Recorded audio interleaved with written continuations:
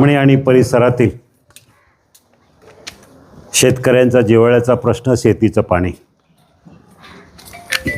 गेले 20 वर्ष आपण पाहतोय या शेतकऱ्यांचा संघर्ष पाण्याच्या लढ्यासाठी आहे। पाणी मिळावं ही मागणी आपली आजची नाही तर गेल्या अनेक वर्षापासूनची आहे। गेल्या 4-5 वर्षापूर्वी काही शेतकऱ्यांनी वैयक्तिक पैसे खर्च करून काही योजना लहान स्वरूपामध्ये चालू केल्या, पैसे खर्च केले, कर्ज काढली आणि नदीवरून पाणी आणलं। त्यानंतर सगळ्या शेतकऱ्यांना वाटायला लागलं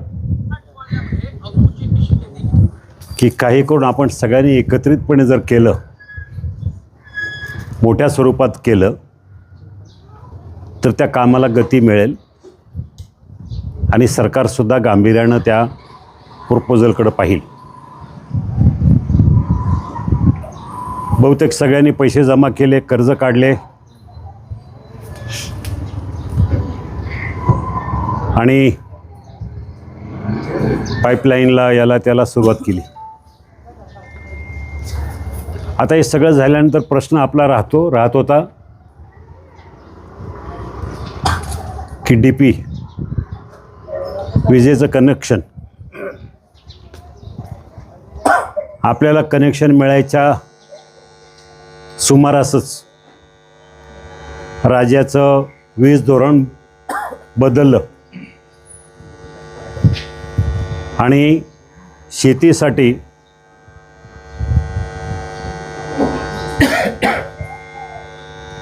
वीज कनेक्शन द्यायचं नाही, मोटरसाठी जे आहेत तेवढे आहेत, त्यात अजून वाढ करायची आणि अशा प्रकारचं सरकारचं धोरण ठरलं आणि नेमकी तिथं आपल्याला अडचण झाली।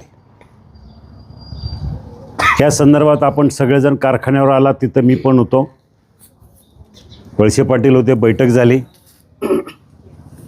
आणि मग दिशा ठरली की आपण सगळ्यांनी याचा पाठपुरावा डायरेक्टली मुख्यमंत्र्याकडे जाऊन करावा। वामनराव असतील, रवी असेल, काही मंडळी मुंबईला आले, त्यावेळेला सुद्धा अधिवेशनच चालू होतं आणि मी पण तिथं उपस्थित होतो। आपले काही प्रतिनिधींना घेऊन मी आणि वळसे पाटील मुख्यमंत्र्यांच्या चेंबरमध्ये गेलो, मुख्यमंत्र्यांना भेटलो। आमदारांनी पत्र दिलं की हे काम झालं पाहिजे, त्यावर मुख्यमंत्र्यांनी शेरा मारला संबंधित विभागाच्या उच्चपदस्थ अधिकाऱ्यांना की यावर सकारात्मक कारवाई करावी। आम्हाला वाटलं काम झालं, आम्ही सगळेजण खुशीनं परत आलो।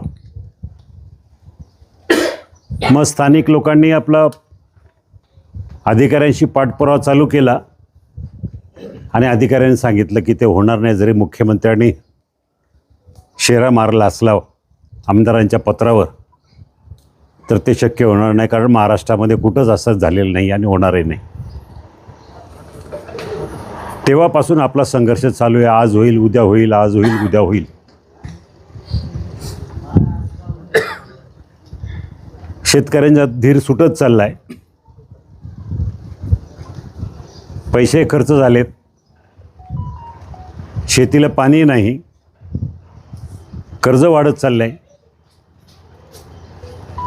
अशा परिस्थितीमध्ये आपल्याला एक टोकाचं पाऊल उचलावं लागलं आहे। मी गेले 2 दिवस मुंबईलाच होतो।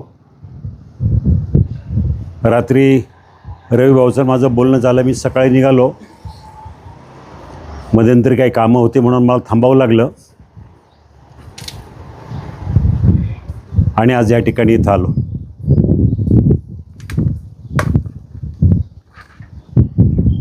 प्रश्न गंभीर जरी असला तरी पेच मोठा आहे। सरकारचं धोरण नवीन डीपी देणं नाही, आणि सोलार पॅनेलवर काम चालवा अशा प्रकारचं सरकारचं जरी धोरण असलं तरी मला वाटत नाही सरकार हे कोण असली धोरणं आणतात. चला, घरात लाईट नाही आहे अशा ठिकाणी ठीक आहे, एअर कंडिशन नाही आहे, पाणी गरम करायचं आहे, अशा ठिकाणी सोलर चालतं.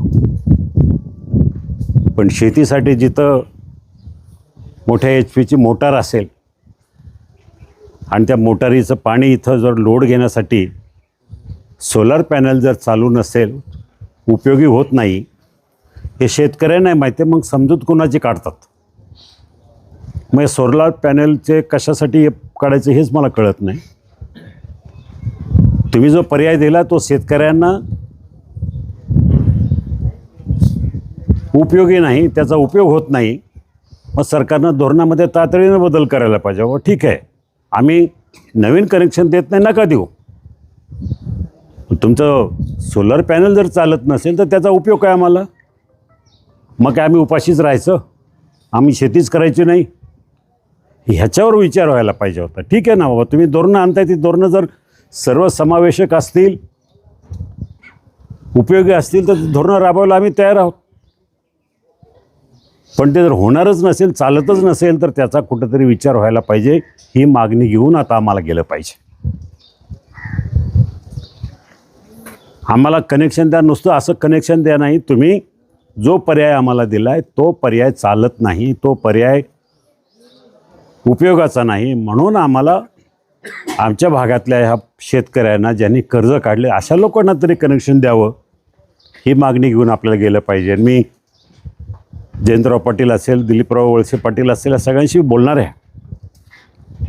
उद्याचा दिवस आहे अधिवेशन, परत समोरपासून शनिवार रविवार सुट्टी असेल. जमल्यास सोमवारी मी सुद्धा जाईल आणि सगळ्या लोकांना बरोबर घेऊन, मग जयंत पाटील असतील किंवा बाकीचे लोक असतील, शिवसेनेचे लोक असतील, राष्ट्रवादीचे लोक असतील, सगळ्यांनी मिळून या प्रश्नासाठी एकत्रित येऊन जयंतराव पाटील असेल किंवा वळसे पाटील असतील यांच्या बरोबरीनं साथ देऊन हा प्रश्न सोडवण्यासाठी पक्ष सगळे बाजूला ठेवून ह्या प्रश्नाला प्राधान्य द्यावं अशा प्रकारचं माझं मत आहे. आणि मी तर स्पष्ट सांगेल की सोलार पॅनेल आम्हाला शेतकऱ्यांना वगळून कुठेही द्या. शेतकरी बाकीची वीज आहे जी इंडस्ट्रीला तर म्हणत नाही, ते जिथं कारखाने आहेत, साखर कारखाने आहेत, अमुक आहेत, तमुक आहेत, तिथंच म्हणत नाही बाबा तुम्ही सोलर पॅनल द्या आणि लाईट वीज मागं घ्या, असं तर म्हणत नाहीत. मग शेतकऱ्यांनाच का असं? इतक्या मोठ्या मोठ्या कंपन्या, एका कंपनीसाठी पूर्ण पॉवर हाऊस उभं करावं लागतं. कारखान्याला विजेचा किती मोठा, साखर कारखान्याला मोठा विजेचा पुरवठा द्यावा लागतो. मग तशाच प्रकारची तेवढीच गांभीर्य किंवा तेवढंच प्राधान्य आमच्या शेती क्षेत्राला दिलं पाहिजे. कारण प्रत्येक वेळेला, प्रत्येक गोष्टीमध्ये शेती क्षेत्राला प्राधान्य नाहीच असं जर सरकार समजत असेल तर ते कुठंतरी चुकीचं आहे. म्हणून मी आपल्याबरोबर आहे. तुम्ही जो निर्णय घेतला आहे 10 तारखेचा आणि 12 तारखेचा आंदोलनाचा, तो तसाच चालू राहू द्या. मी त्यामध्ये सुद्धा सहभागी होईल. आणि कुठल्याही परिस्थितीमध्ये हा तुम्ही आता आंदोलनाचं हे केलेलं आहे, मी तर सकाळी रवीला म्हटलं अरे एकाच दिवसाचं का करता? ठीक आहे, आज लाक्षणिक आहे, त्यातून फारशी जाग येईल सरकारला असंही काही नाही आहे, किंवा अधिकाऱ्यांना पण यातलं गांभीर्य समजायला असंही काही नाही आहे. सातत्यानं आपल्याला याच्या पाठीमागं 10 तारीख 12 तारीख मग पुढचं आंदोलन अजून तीव्र करायला पाहिजे. आणि ते करण्यासाठी मोठ्या संख्येनं तुम्ही सगळेजण आले पाहिजेत. नाहीतर 20, 25, 50 लोक आंदोलन करतात तर कोणी दखल घेणार नाही. तुमच्या गावातला वायरमन पण दखल घेणार नाही, ते वीज मंत्री काय. म्हणून मला आपल्या सगळ्यांना म्हणायचं ही सुरुवात आहे. मोठ्या प्रमाणात आंदोलनामध्ये महिला असतील.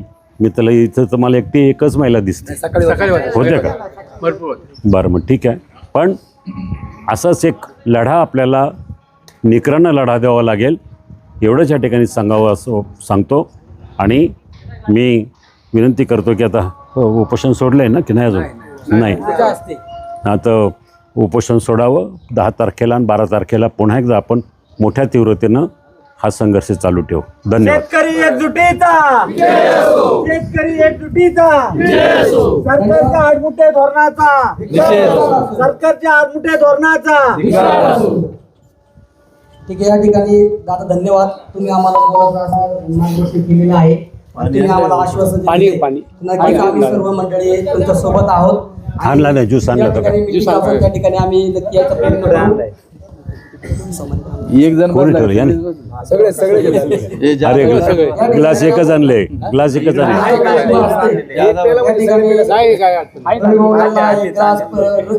लिंबू सरबत देऊन आजचं हे लाक्षणिक उपोषणाची सांगता करण्यात येणार आहे. सरपंचाला घ्या. अक्षय राजे विधाटे यांच्या हस्ते या दिवसभर या पुढे अक्षराजे विधाटे यांना लिंबू सरबत देऊन आजच्या या आपल्या लाक्षणिक अक्षय ये. उपोषणाची बसू देत. हे शांतारामला एक पादाच्या येऊ ना बरोबर. जाऊन आले तिकडे जाऊन अच्छा अच्छा.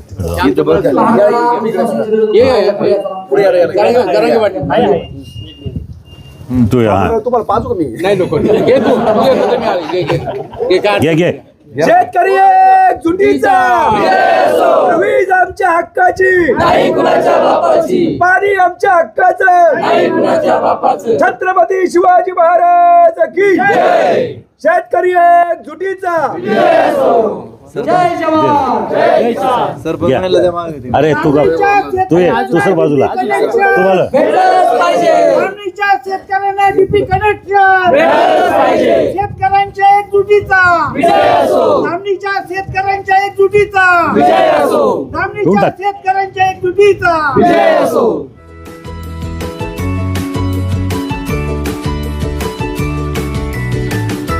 बातम्या शेतीच्या, बातम्या मातीच्या, बातम्या अन्यायाच्या, गुन्हेगारीच्या,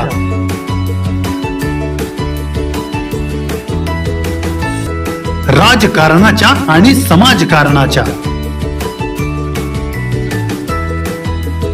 शोषणाविरुद्ध बुलंद आवाज, जनसामान्यांच्या हुंकाराची गाज, सत्कार्याला प्रोत्साहन,